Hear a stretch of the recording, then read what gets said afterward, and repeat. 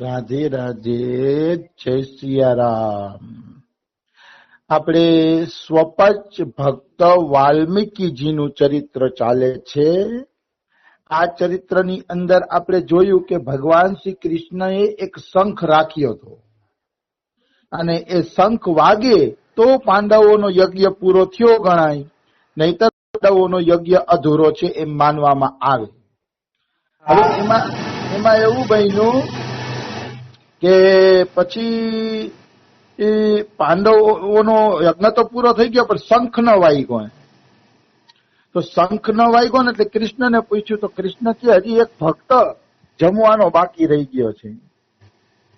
તો કે કેવો ભક્ત? તો કે જેનામાં અભિમાનની વાસ પણ ન હોય, અભિમાનની ગંધ પણ ન હોય, એવો ભક્ત જમવામાં બાકી રહી ગયો છે. કે જેની અંદર અભિમાનની થોડી કઈ વાસ ન હોય, ગંધ ન હોય, એવો ભક્ત હજી જમવામાં બાકી છે.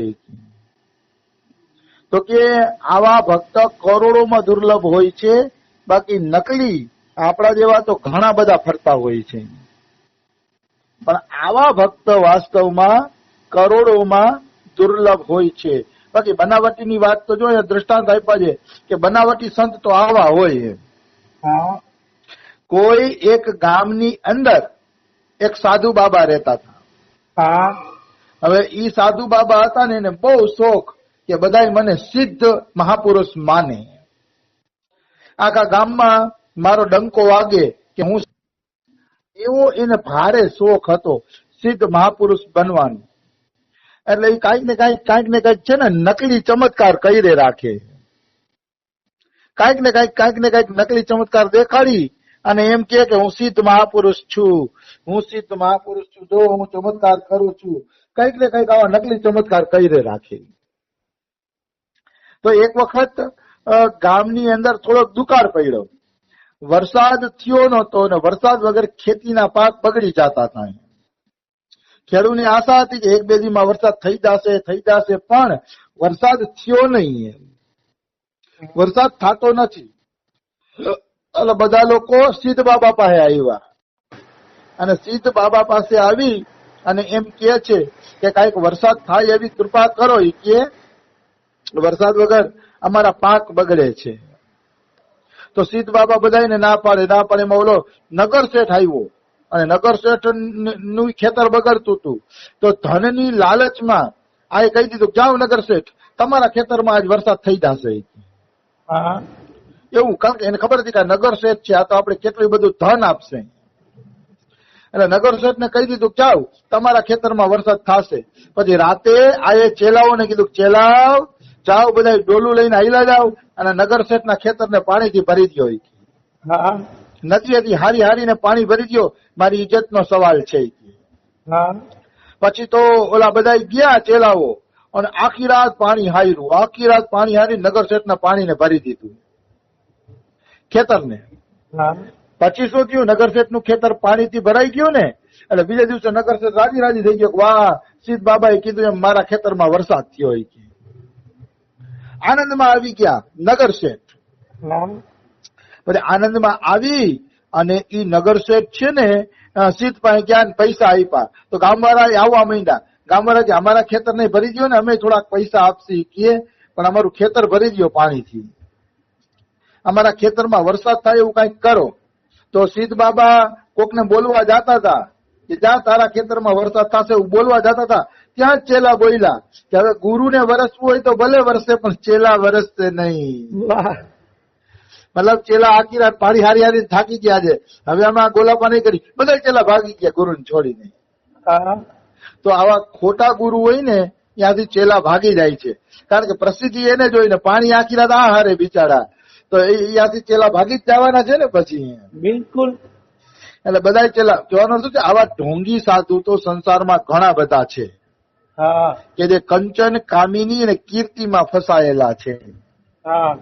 એટલે આનો તો સંસાર ભરેલો પડ્યો છે. હાચા સાધુ હોવા જોઈએ કે જે ખરેખર ભગવાનના પ્રેમ માટે જ જીવતા હોય, ભગવાનની સેવા માટે જ ભજન કરતા હોય, એ હાચા સાધુ છે એ દુર્લભ છે. આવી વસ્તુ છે. હજી એક અહીંયા ખોટા સાધુ નું ઉદાહરણ આપ્યું છે, ઈ પણ લેવા જેવું છે. હજી એક ખોટા સાધુનું ઉદાહરણ આપ્યું છે અહીં. ઉદાહરણ એ આપ્યું છે કે એક વખત બે મહાત્માઓ હાલ્યા જતા હતા અને બે મહાત્માઓના હાથ ઉપર હતા. તો રાજાએ પૂછ્યું કે તમારા હાથ કેમ ઉપર છે? તો કે અમે નક્કી કર્યું છે કે હાથને અમે ઉપર જ રાખશી, આ હાથથી અમે કોઈ સાંસારિક કામ નહીં કરીએ. એક એક હાથ ઊંચો હતો, મતલબ ડાબો કા જમણો એક હાથ ઊંચો હતો એનો બેયનો. તો રાજાને એમ થયું કે ઓ આ તો તપસ્વી હારા લાગે છે, પણ જરાક જોવું તો ખરા સિદ્ધ છે કે નહીં. એ સિદ્ધ છે કે નહીં જાણવા માટે એક સોના મોર આપી રાજાએ. જયપુરના રાજા જયસિંહે એક સોના મોર આપી. પછી ઘોડો લઈને નીકળી ગયા જયપુરના રાજા જયસિંહજી, અને આગળ જઈને જોવે છે કે બે લોકો શું કરે છે. તો આગળ જઈને એમને જોયું કે આ બે લોકો શું કરે છે. તો બે લોકો સોનામોર માટે ઝઘડવા માંડ્યા. ઓલો કે મારી સોનામોર છે, ઓલો કે મારી સોનામોર છે, ઓલો કે નહીં મારી સોનામોર છે. બે ઝઘડવા માંડ્યા સોનામોહર માટે. તો બે જણા સોનામોહર માટે ઝઘડતા હતા ને, મારી કરતા હતા ને, તો ઝઘડો કરતા હતા. તો રાજાને ખબર પડી કે કરે આ તો સોનામોહર માટે ઝઘડે છે. હાથ ભલે ઊંચા રાખ્યા, તપસ્યા ભલે કરે, બાકી છેક કોડીની કિંમત ના. આ તો કેવલ કોડીની કિંમતના સાધુ છે, એમને ખબર પડી ગઈ. એટલે જયપુરના રાજા આવ્યા, આવીને બેયને સોનામોર આપીને કીધું કે હાથ નીચા કરો, ખોટી તપસ્યાના ઢોંગ ન કરો, આલ્યો સોનામોર જોઈ છે ને આલ્યો. ત્યારે ઓલા બે શરમાઈ ગયા કે લે રાજા તો આપણે જોતો હતો. મતલબ આવા ધનના લોભી નાન તે એવા સાધુ તો કેટલાય ફરે સંસારની અંદર. આચા સાધુનો સંગ કરો કે જે તમારા જીવનમાં ઉત્થાન કરે, તમારા જીવનની પ્રગતિ કરે અને તમારા જીવનમાં કોઈ પણ પ્રકારનો સ્વાર્થ ન રાખે. બિલકુલ એવા સાધુનો સંગ કરો. એમ અહીંયા હું એમ કહું છું કે આવા સાધુ ઘણા છે, એટલે મારે સાધુની નિંદા કરવાનો ભાવ નથી, પણ હું નિંદા એના અવગુણોની કરું છું. હા બિલકુલ. કે જો તમને કંચન કીર્તિ ને કામિનીનો લોભ હોય ને તો તમે નિંદાને પાત્ર છો. એ અવગુણની નિંદા છે, સાધુની નિંદા નથી. સાધુ તો ભલે ગમે એવો વેશધારી હોય તો કાંઈક અંશે તો પુણ્ય કરતો જ હશે, એટલે પુણ્ય એનું સરાહનીય છે. પણ એક જ જન્મમાં ભગવત પ્રાપ્તિ કરવી હોય તો કેવા સાધુ બનવું જોઈએ એના સંદર્ભમાં હું આ વાત કરું છું. કે એક જ જન્મમાં ભગવત પ્રાપ્તિ કરવી હોય તો તમારે થોડુંક આ બધું છોડવું પડે, આ બધી ખોટો ઢોંગ ને એ બધું છોડવું પડે. તો ખરેખર જેનામાં માન અપમાનની વાસ પણ ન હોય, માન અપમાનની ગંધ પણ ન હોય, એવા સાધુ આ સંસારની અંદર દુર્લભ છે, કે જેને માન સન્માનની પણ કોઈ પરવા નથી હોતી. આવી વસ્તુ છે. અહીંયા એક કવિતા આપ્યું છે, બહુ સરસ છે, કે જેના મનમાં લોભ ન હોય ને એવો સાધુ દુર્લભ છે. તો હું તમને એ કવિ સંભળાવું. નખ બિન કટા દેખે યોગી કન ફટા દેખે, શીશ ભારી જટા દેખે છાર લાય તન મેં. આનો અર્થ થાય નખ બિન કટા દેખે, એટલે કે નખ કપાયા વગરના સાધુ જોયા મેં. મતલબ જે સાધુ નખ વધારે જ જાય છે, વધારે જ જાય છે. પેલા હું એમાં માનતો કે આને સાધુ કહેવાય. અમારા ગામમાં એક હતા સંત, જટા નીચે હટતી એવડા સાધુ હતા. ત્યારે હું એમ જ માનતો કે આજ આચા સાધુ છે, જોત ખરાની જટા કેવડી થઈ ગઈ. પછી ખબર પડી કઈ જટા વધારે સાધુ નથી થતા, સાધુ અંદરથી થવાનું હોય છે. બિલકુલ આવી વસ્તુ છે. પેલા આપણે હું સાધુ કોને માનીએ, નખ વધાર્યા હોય, જટા ધારણ કરી હોય, ભભૂતિ લગાડી હોય ને એવાને ઉપરના વેશને જ સાધુ માની લેતા હોય.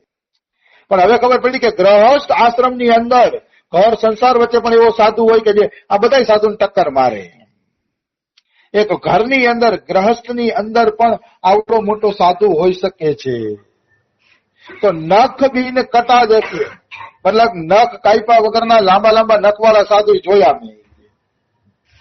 નખ બીન કટા દેખે યોગી કન ફટા દેખે. ઘણા યોગી કન ફટા હોય, કાન ફળવી નાખે. અને કાન ફળવી નાખે ને એમાં કઈ પહેરે, સ્ત્રીઓ કાનમાં પહેરે એ રીતે પહેરે. તો કે ભાઈ કાન ફાડવાની કઈ જરૂર નથી. કાન ફટા. શીશ ભારી જટા દેખે, ઘણાના શીશ ઉપર મોટી ભારી જટા હોય, એમ લાંબી લાંબી જટાઓ રાખતા હોય. ઓર લાયે છાર તન મેં, તન એટલે શરીરમાં કોઈ ભભૂતિ લગાડી હોય એવા સાધુ જોયા. મૌની અન બોલી દેખે, જૈની શિર છોલ દેખે, કરત કલોલ દેખે વન ખંડી વન મેં. મૌની અનબોલ દેખે, મતલબ એવા મૌની પણ જોયા કે જે કઈ બોલતા જ નથી, બોલતા જ નથી. પણ આમ અમને કઈક એના મનની વિરુદ્ધ કઈક થાય તો આંખ લાલ થઈ જાય. હો હું બોલે ભલે નહીં પણ હું કરે. તો કે ભાઈ તારો મૌન નકામું છે, કારણ કે તારી અંદર ક્રોધ તો ગયો નથી, ભલે તું બોલતો નથી પણ હું તો કરસ ને તું. મેં આવા સાધુ જોયા છે એટલે કઉ છું. આમ મૌની હોય ને ક્રોધ ગયો ન હોય. તો કે એવા મૌની જોયા બેકાર છે. જૈની શિર છોલ દેખે, એવા કેટલાય જૈન સાધુ જોયા કે જેને માથું છોલી નાખ્યું છે. એક એક વાળ છોટીને માથું છોલી નાખ્યું છે, એવા જોયા.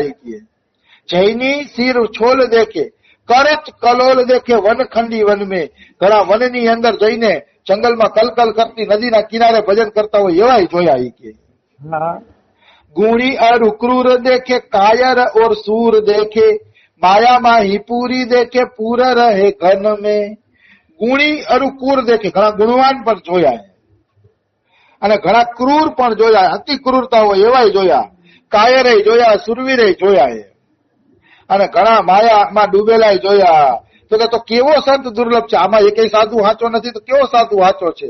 તો છેલ્લે કે છે आदि अंत सुखी देखे, जन्म के दुखी देखे, ऐसे नहीं देखे जिन्हें लोभ नहीं मन में. તો કે સુખી જોયા, દુખી જોયા, સાધુ સંતો બધી પ્રકારના જોયા, પણ એવા સાધુ નો જોયા જેના મનમાં લોભ ન હોય.